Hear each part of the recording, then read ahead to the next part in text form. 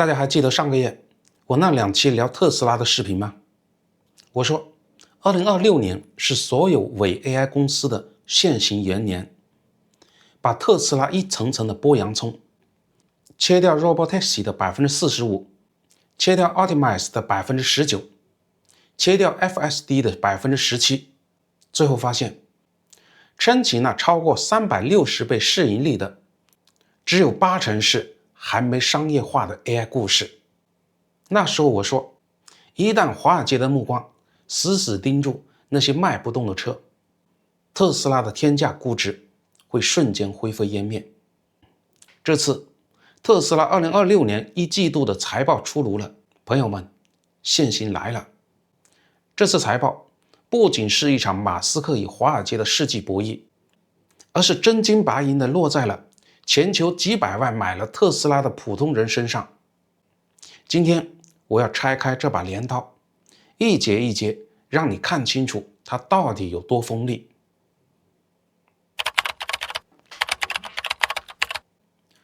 财报刚发出来的那一瞬间，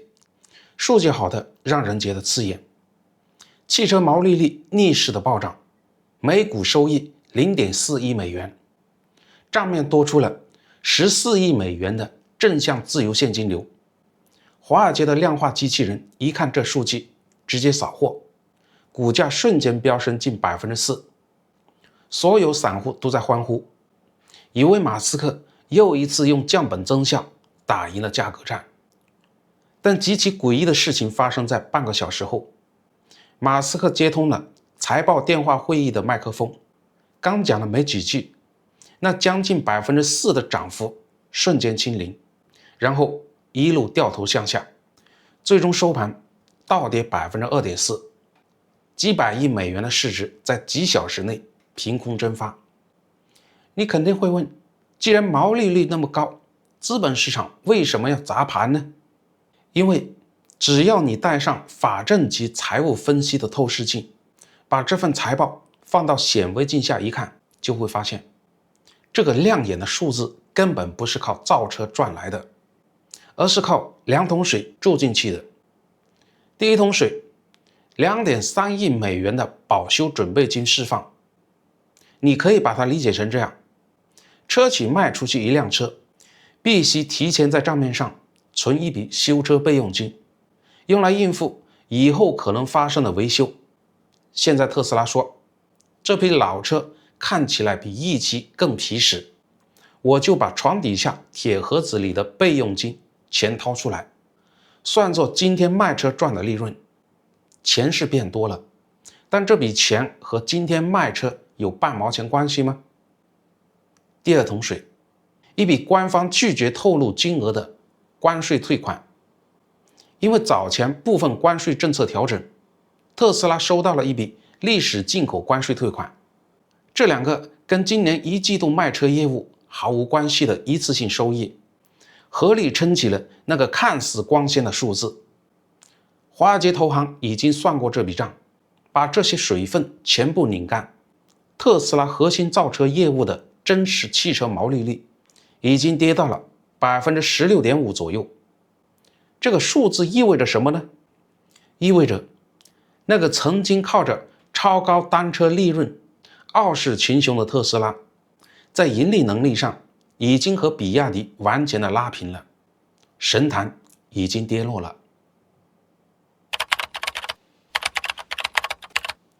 那现金流总不能造假的吧？账面多出14亿美元，这是真实的钱呢？钱确实在账上，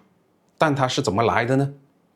特斯拉在1季度极其罕见的把对供应商的付款周期强行的拉长到了71天，这个数字在上季度还是61天，再往前提是52天，一路拉长。打个比方，你欠房东钱，本来说好月底还，现在你把还款日推迟到2个半月后，这期间这笔钱当然还在你的口袋里，你当然有钱。通过这种极限拖欠上游供应商货款的手段，特斯拉把超过13亿美元的现金死死地截留在了公司的内部。为什么要用这种腾挪手段保住现金流呢？因为特斯拉一季度遭遇了现代商业史上最严重的产销错配。一季度，特斯拉全球造了408386辆车，但只卖出去了358023辆，整整多出来50363辆车没人买。这是特斯拉史上最严重的一次库存危机。这5万多辆全新的电动车就静静地停在了德州工厂外面，停在各大港口的物流集散中心，等待买主。库存的周转天数从上季度的15天直接翻倍飙升到了27天，连特斯拉都要靠拖欠货款和挪用历史备用金来粉饰报表，他的车真的卖不动了。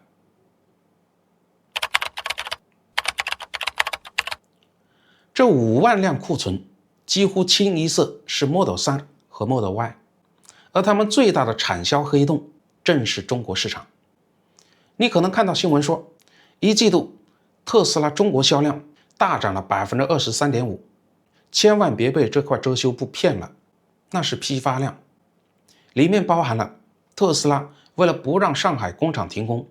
疯狂往欧洲和亚太倾销的出口车。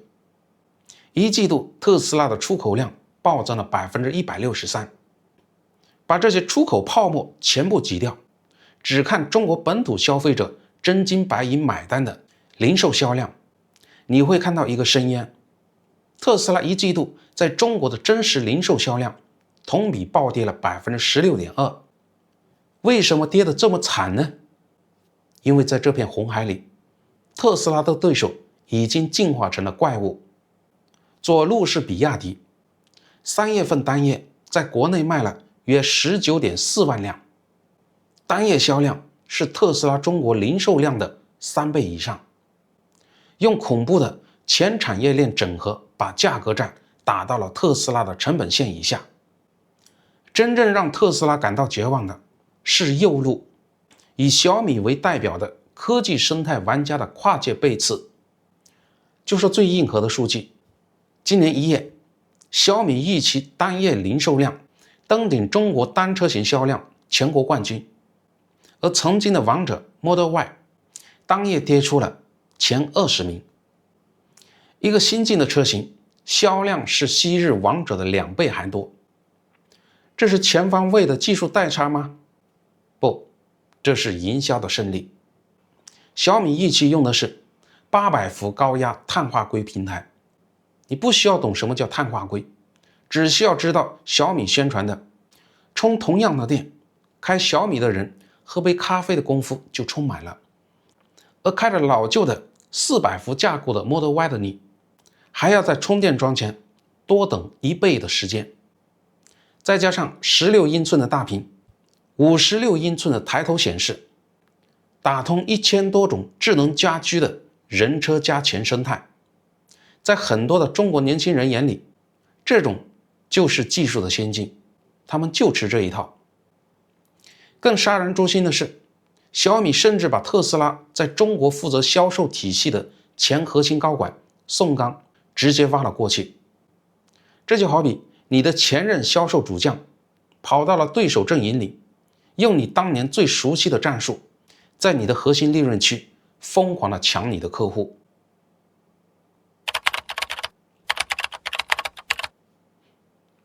马斯克非常清醒，他看着那5万辆卖不出去的库存，看着比亚迪把价格打到了成本线以下，看着小米用消费者电子的迭代速度把汽车变成了智能手机，他心里明白，在新能源汽车的硬件内卷这条赛道上，特斯拉的护城河已经彻底的填平了。华尔街给特斯拉超过360倍的市盈率，不是因为它能造出便宜的电车，而是因为相信它是改变世界的科技巨头。如果它继续和中国车企在铁皮盒子上死磕，这个市盈率会瞬间烟消云散。所以打不赢硬件内卷，马斯克决定掀桌子不玩了。这根本不是什么远大理想的自然演进，这是一场被中国车企逼出来的战略大逃亡。为了证明决心，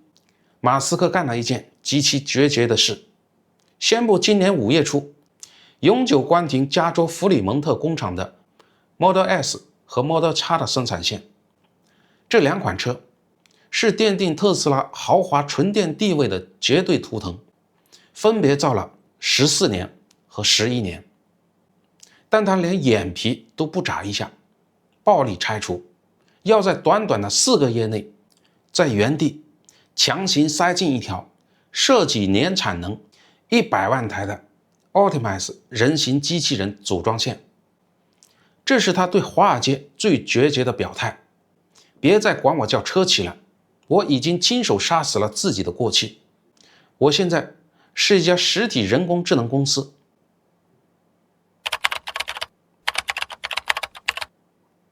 大逃亡是要交过路费的，那5万辆库存怎么消化呢？接下来1年超过250亿美元的 AI 算力投资全从哪来呢？马斯克把目光盯向了那群最忠诚、最不设防的人，全球几百万的特斯拉老车主。在这次财报电话会议上，马斯克亲自宣判了一个死刑，全球将近400万辆搭载 Hardware 3硬件的老款特斯拉，从根本上无法实现无监督的完全自动驾驶。这句话一出，整个特斯拉的车友圈瞬间炸锅。你要知道，从2019年开始，特斯拉官方的承诺一直是，只要你买的 Hardware 3硬件已经足够，以后只要等软件 OTA 升级，你的车就能变成无人出租车。无数消费者信了这句白纸黑字的承诺，有人掏了8000美元，有人掏了15000美元。现在你告诉我，硬件不行了，马斯克给的理由是，制约 Hardware 3的不是大脑不够聪明，而是内存带宽不够。马斯克在电话会上说， Hardware 3的内存带宽大约只有 AI4 的1/8，连接眼睛和大脑的那根数据水管太细了，端到端神经网络的视频数据洪流根本挤不过去，反应慢了半拍。而在长期自动驾驶里，这半拍就是生与死的区别。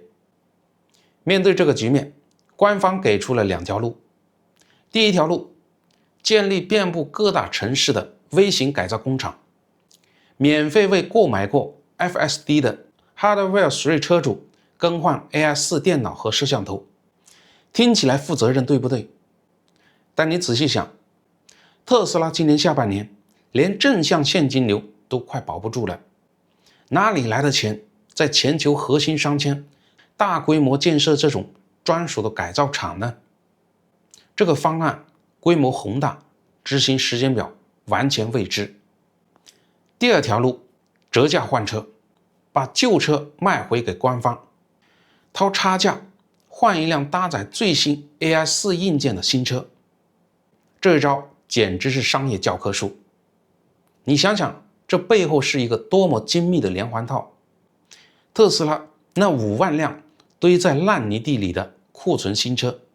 瞬间就找到了接盘侠，直接在内部把庞大的过剩产能消化掉。原本是他没有兑现技术承诺的违约责任，通过一个所谓的折价置换，被精妙地转化成了你自己掏腰包的新车贷款。但这还不是最绝的，最绝的是商业模式的彻底翻盘。今年2月，特斯拉悄无声息地干了一件大事，彻底取消了 FSD 的一次性买断权，强制改成了每月99美元的纯订阅制。你明白这意味着什么吗？当那个愤怒的 Hardware 3老车主把旧车折价卖回官方，兴冲冲地提了一辆搭载最新 AI4 硬件的新车时，他会猛然发现自己当年花了上万美元买断的那个终身自动驾驶资产已经直接打了水漂。在新车上，他必须老老实实的每个月给马斯克交$99的租金。在这个极其精密的闭环里，老车主失去了原本永久拥有的软件资产，承受了旧车的硬件折旧，支付了换新车的巨额差价，顺手帮特斯拉清了5万辆的库存，最后还彻底的沦为了暗夜交租的长期提款机。这就是敲骨吸水。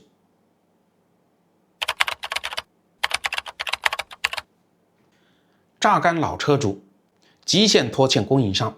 费尽心思挤出这些现金。马斯克到底要去填一个怎样深不见底的黑洞呢？答案就在财报里。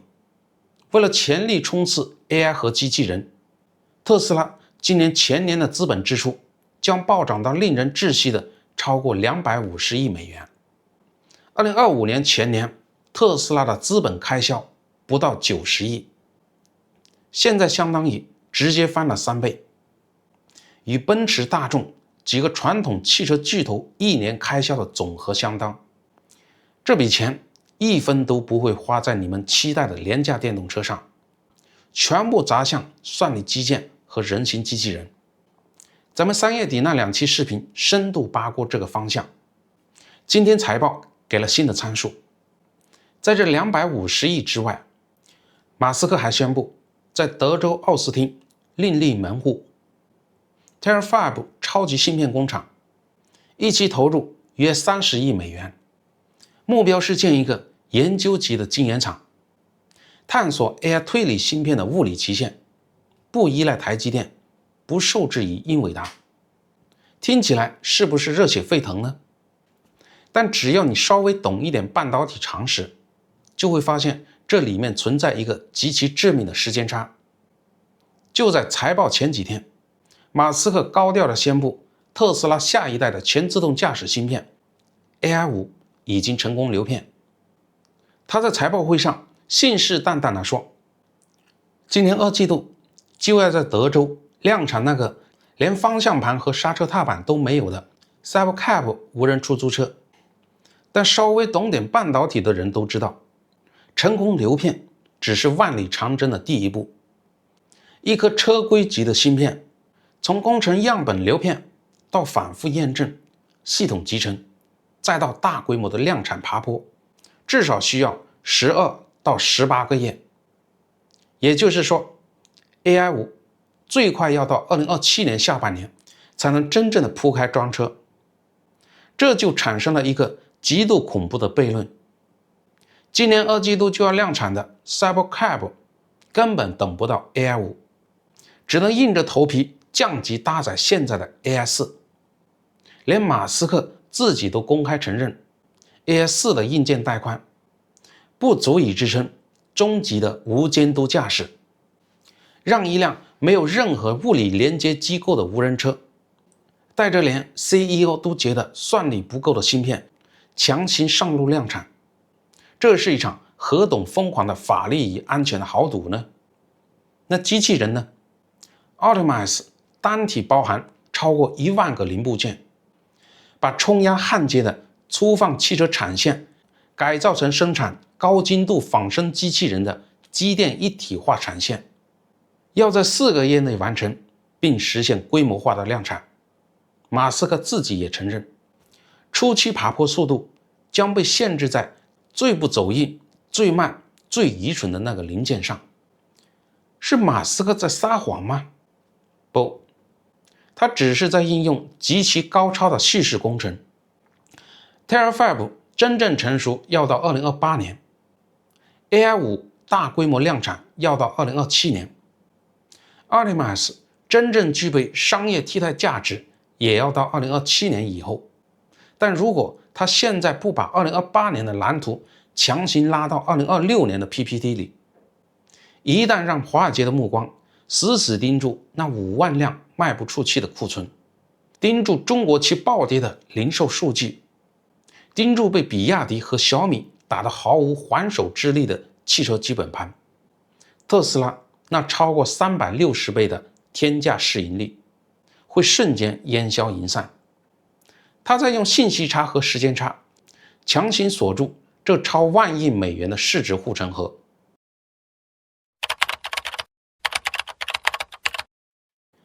故事讲到这里，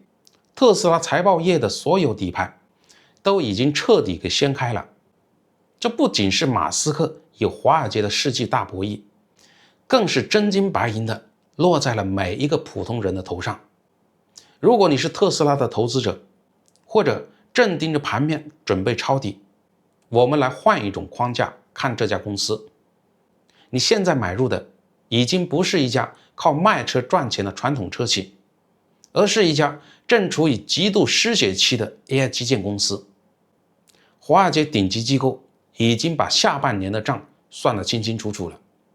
随着 Terafab 设备款、英伟达算力集群账单以及拖欠供应商的钱陆续到期，250亿美元的资本支出砸下去，特斯拉今年的自由现金流不仅是负的，而且面临数十亿美元量级的缺口。汽车业务已经造不出血了，库存还压着几十亿，去哪里找钱填这个天坑呢？唯一的出路就是利用现在依然被 AI 和机器人蓄势撑起来的高估值，在二级市场大规模的增发股票融资。专业机构已经发出了预警，特斯拉极有可能在下半年面临大规模的融资，给现有股东带来可观的股权稀释。这是每一个持仓者需要自己衡量的代价。你是在为下一个时代的潜在霸主做早期的股东，还是在为别人的星辰大海充当燃料呢？进场之前请你清醒。如果你是一个普通的消费者，或者正准备买一辆特斯拉，你必须认清一个更加残酷的现实：科技消费品的终极周期时代已经降临了。特斯拉再也不是那种你可以开个10年8年有着稳定保值力的传统耐用品了，它变成了一台装了4个轮子的巨型智能手机，被残酷的摩尔定律死死地支配着。你花几十万买回来的这辆车，本质上只是一个算力注定会过时的硬件终端。你真正买到的是每个月有资格给马斯克按时上供99美元的收租入口。马斯克在财报会上已经提前剧透了，明年就要推出内存翻倍的 AI4 Plus 硬件。这意味着今天你以为买到了最先进的 AI4， 明天在更庞大的端到端大模型面前，它可能就是下一个被淘汰的硬件终端。当你的车载算力落后了，官方会用极其合理的借口，比如硬件带宽不支持无监督驾驶，逼你折价换新，然后再一次把你的软件资产清零。这套剧本 Hardware 3的车主们已经活生生的演示给你看了。在这场轰轰烈烈的物理 AI 大逃亡中，马斯克砸碎了方向盘，向着通用人工智能的星辰大海狂飙突进。但支撑这艘飞船燃烧的燃料，永远是那些在底层默默提供现金流的普通消费者和散户。看懂了特斯拉的这份财报，你也就看懂了这个科技时代的残酷真相。在资本的宏大叙事里，没有人会永远年轻，但永远有人正在被裹挟着为昂贵的未来买单。现在我想问你一个问题：如果特斯拉的机器人和无人出租车的故事最终失败了，你认为特斯拉会彻底崩盘，还是会涅槃重生，成为另一种东西呢？评论区告诉我你的判断，记得点赞、订阅、打开小铃铛，咱们下期再见。